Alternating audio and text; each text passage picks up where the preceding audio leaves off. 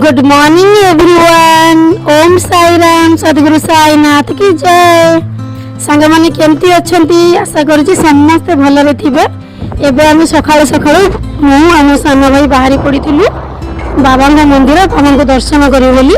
सान भाई गाड़ी चलाउथला, मु ता पछडे बसथिली, टिके टिके जगह रे वीडियो करथिली। एठी बाबा मंदिर पहुंची गलु।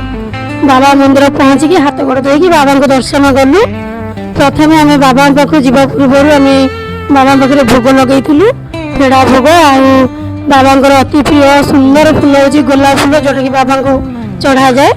बाबा को आम फूल चढ़ेलु।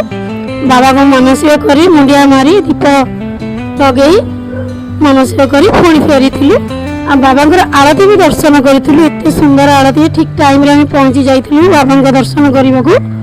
तो बाबा आरती करी दर्शन करी पुणी घर को फेरी एठी बाबा दर्शन करी बोली ऊपर को चढ़ुचु। भितर तो आमको वीडियो करने को दौना, फिर भी जी पारी कर सेयार करी। देखु बाबा केते सुंदर दर्शन।